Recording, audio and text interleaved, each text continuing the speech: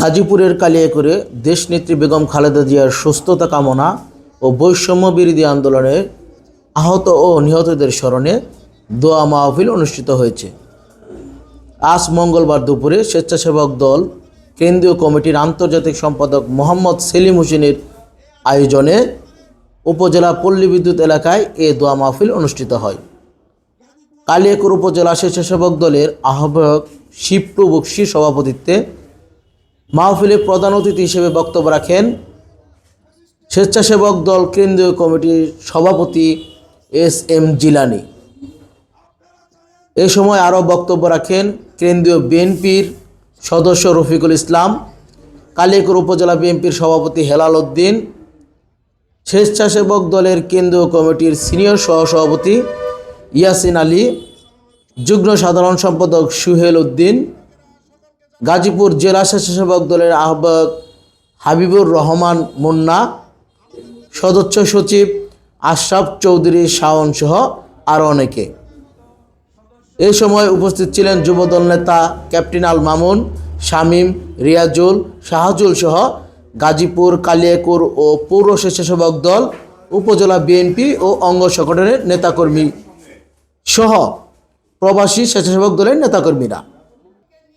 এ সময় প্রধান অতিথি তার বক্তব্যে বলেন, এই 17 বছর এই স্বৈর শাসককে, ফ্যাসিবাদকে হটানোর জন্য রাজপথে একটি দল আন্দোলন সংগ্রাম করেছিল। প্রিয় নেত্রী দেশনেত্রী বেগম খালেদা জিয়া এবং বিএনপির ভারপ্রাপ্ত চেয়ারম্যান জনাব তারেক রহমানের নেতৃত্বে এই 17 বছর লড়াই সংগ্রাম করতে গিয়ে সব থেকে বেশি নির্যাতিত হয়েছিল বাংলাদেশ জাতীয়তাবাদী দলের নেতাকর্মীরা।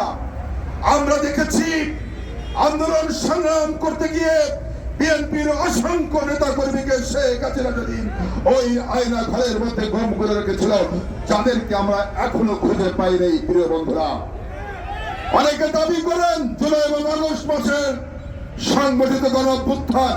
হ্যাঁ, আমরা স্বীকার করি এই গণঅভ্যুত্থান যেভাবে সংগঠিত হয়েছিল বাংলাদেশের মানুষ গভীরভাবে লক্ষ্য করেছে যে 17 বছর নির্যাতন অত্যাচার করে বিএনপি লক্ষ লক্ষ নেতাকর্মীর নামে মিথ্যা মামলা দায়ের করে বছরের পর বছর কারাগারে যুদ্ধ করে মাসের পর মাস রিমান্ডের নামে অমানসিক নির্যাতনের মধ্য দিয়ে শেখ হাসিনা তার যে ফ্যাসিবাদী রাষ্ট্র শাসন পরিচালনা করেছিল, একটি মাত্র দল রাজপথে রুখে দাঁড়িয়েছিল, সেটা হচ্ছে বাংলাদেশ জাতীয়তাবাদী দল এবং তার অঙ্গ এবং সহযোগী সংগঠনের নেতা কর্মীরা। প্রিয় বন্ধুরা, আমরা মনে করি 17 বছরের শেখ হাসিনার অপকর্ম, অন্যায়, অত্যাচার, দুঃশাসন, নির্যাতনের বহিঃপ্রকাশ ঘটেছিল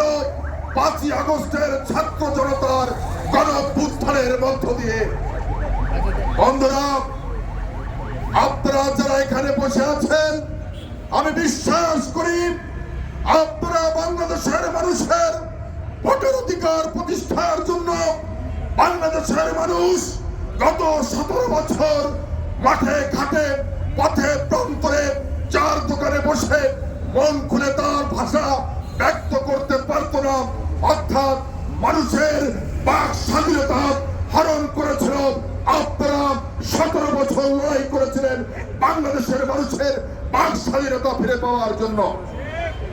বন্ধুরা, বাংলাদেশের মানুষের ভোটের অধিকার, বাক স্বাধীনতা, গণতন্ত্রের জন্য আপনারা লড়াই করেছিলেন। লড়াই হয়েছে শেখ হাসিনার বিরুদ্ধে, আমরা সফল হয়েছি, শেখ হাসিনাকে বাংলাদেশ থেকে বিতাড়িত করেছি। কিন্তু মনে রাখবেন, এখনো আমাদের লড়াই শেষ হয় নাই। সেজন্য বলতে চাই, ওয়াসিম সাঈদ মুক্ত শেষ হয় নাই যুদ্ধ।